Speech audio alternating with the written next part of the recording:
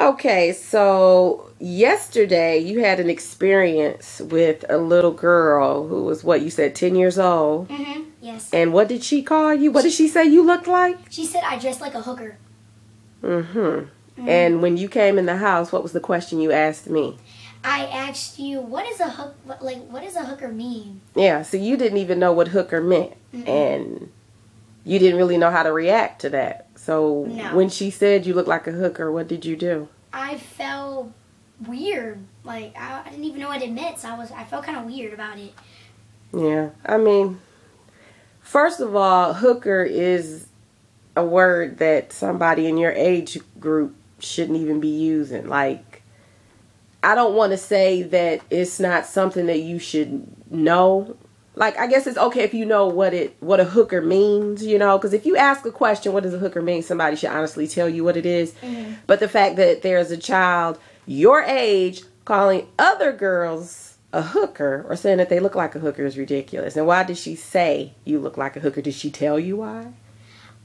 She told me because yesterday I was wearing this skirt and it was like right here, and she said because it was a short skirt, it made me look like I was a hooker, and to me that really made no sense. No. A hooker, as I told you, is someone that, you know, has sex for money. You know. Like a prostitute? Yeah, and they dress provocative and like, you know what I mean? And they don't all look the same, you know. But yeah, you know, they might wear short dresses and skirts and high heels and be all made up. But you're a 9-year-old child. You don't look like a hooker. You look like a 9-year-old child. You know, but that's a form of bullying as well. Mama thought, and my mama and grandma thought that she was probably just jealous the way I was dressing, maybe. Yeah, because you said she wears shorts too, right? Yeah, they were like, and one time she wore shorts and they were almost like booty shorts. So. Well, the thing about it is, it's summertime. You guys are outside playing. You're having a good time. You guys can wear little shorts. It's not a big deal. You guys you don't look like hookers. You look like kids, you know, and that just really disturbs me big time. Did it make you feel bad when she said it, though? Yeah, it made me feel really bad. But you shouldn't feel bad about yourself. Because I know that I'm not that at all. I'm only 9. Yeah, you're not a hooker. You didn't even know what a hooker was. And you don't look like a hooker. So, you know, you just... These kids these days, man, you know, it has a lot to do with the way that they're being raised, the language that their parents use around them, and the language that the parents use when they're talking to them sometimes is... inappropriate. So what I'll say to you is that don't take it personal, because it's coming from a lot of different things. You know, everybody's not being raised the way you are, and I don't want to be all on my pedestal and say that I'm raising you better than other parents, but I am. You know, because you don't call people hookers. And you don't cuss when you're outside, and you're not picking fights and bullying people. And you know, you're dealing with a lot of that out here. You know, recently you told me that you guys were playing Truth or Dare. Yeah, and this one time we were playing Truth or Dare, and this girl told me to lick the slide, and I said no, so she punched me in the arm 10 times. Yeah, so see, you're experiencing a lot of things that you know nothing about. Like when they asked you to play Truth or Dare, you didn't even know what Truth or Dare was. And Truth or Dare is not a game that children should be playing. A lot of adults don't even like to play Truth or Dare, but Truth or Dare is an adult game, and it deals with it deals with saying and doing a lot of things that you really wouldn't be comfortable saying or doing, you know. And then of course they've added to the game, if you don't do it or say what you said you were going to say or tell the truth or whatever, that you got to get punched, you know. So it's just a form of bullying. So you're dealing with a lot of bullying out here. And how does that make you feel about playing with these kids? It feels like I really shouldn't be playing with them anymore. Because really, when I first met the 10-year-old girl, she used to be really nice because she used to go to my school. But I don't know what happened. I mean, like, she used to be well, see, really that's nice. What I'm telling you is that not everybody's being raised the way you are. And you never know what's going on at home. These kids could be getting abused. Maybe somebody's calling her a hooker. You never know. So they lash out and they bully and things like that. So excuse me, you have to take all of that into consideration, but don't let it get to you, okay? The thing is you got to stand up for yourself, and then sometimes it's best for you to just walk away.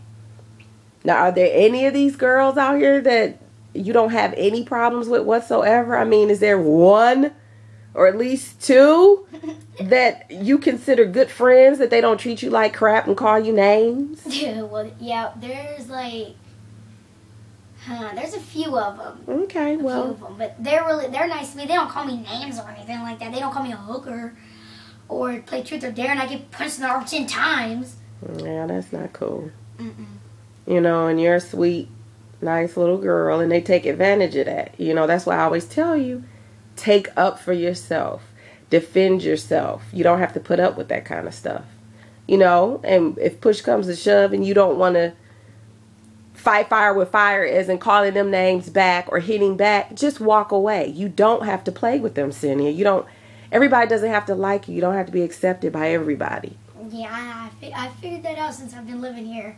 But you also, last week, you stood up for yourself, remember? Mm-hmm. And you felt good about it the whole day. Tell us about that. Well, this girl, I'm not going to say her name. Yes, okay.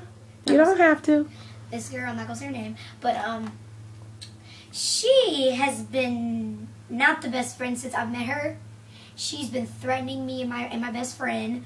One time when we were in 2nd grade, she constantly lies to me and some other friends, and she slaps me and one of my other friends. I'm like, and then she always be telling, and like she always like she's the boss of everybody, but she's not.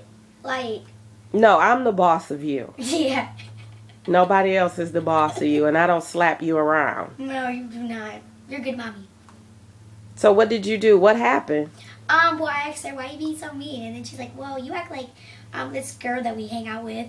And then I think I said something, but when she wasn't looking, I stick the tongue at her when she wasn't looking. You stick your tongue out at her? Mm-hmm. Yeah, but I thought you said you did. You said something to her. Yep, I forgot what I said. Well, the important thing is that you stood up to her, mm-hmm. right? Mm-hmm.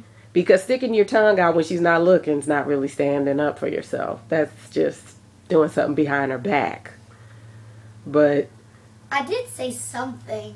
It was trying to be standing up for myself, but I forgot what I said. But you felt good about it all night. You couldn't stop smiling, and it felt good. And I see, I've been trying to tell you for years you need to stand up for yourself, and you finally got tired of it, didn't you? Mm-hmm. So I'm never going to be her best friend ever again, even if she does try to act nice to me. But it's weird because she came by yesterday and dropped off some type of a party bag. What was that about? It was her brother's birthday on August 3rd. She's wishy-washy, back and forth. I don't understand that. I don't understand that. That's got to be hard to deal with, where somebody is nice to you one day, treats you like crap the next. Mm-hmm. Like, I don't understand how you deal with her. Like, I don't know, it's weird. Like, do you still play with her? Like, after all the drama of her slapping you around and saying all kind of mean things to you? No, she hasn't been outside for a while, so I've been pretty happy about that. So no drama or anything. But she hasn't been out since then. Since I stood up for her, I haven't seen her since then. I don't understand it. She's usually always gone. When I met her, she was usually always been gone. So. When you're outside, she's usually gone? Is that what you're saying? Yeah. Yeah, but what about when she's outside? Like, for instance, if you go outside today and she's outside and she tries to play with you, what are you going to do? I'm not going to play with her. I'm just going to walk away and mind my own business. Okay, well, it's good to mind your own business. I don't know. It's just really strange. Like, I don't understand what's up with her. It's just odd where she comes by and brings you something from the party, yet it seems to be that she doesn't really like you, that she likes to boss you around and hit on you. I don't know. But anyway, what do you want to say to other kids that are dealing with bullies? Well, stand up for yourself, like my mom said. Walk away. If there's any fights going on by other people, just walk away because it's none of your business. And just be strong. That's all I gotta say. Very good advice, and I love you. You're a sweet girl, and I don't ever want you to allow anybody, including myself or any other adult or child, to make you feel bad about who you are, okay? I love you. I love you too. All right. That's the good Simply Senia, huh? Goodbye, guys. Get ready to see the next Simply Senia episode.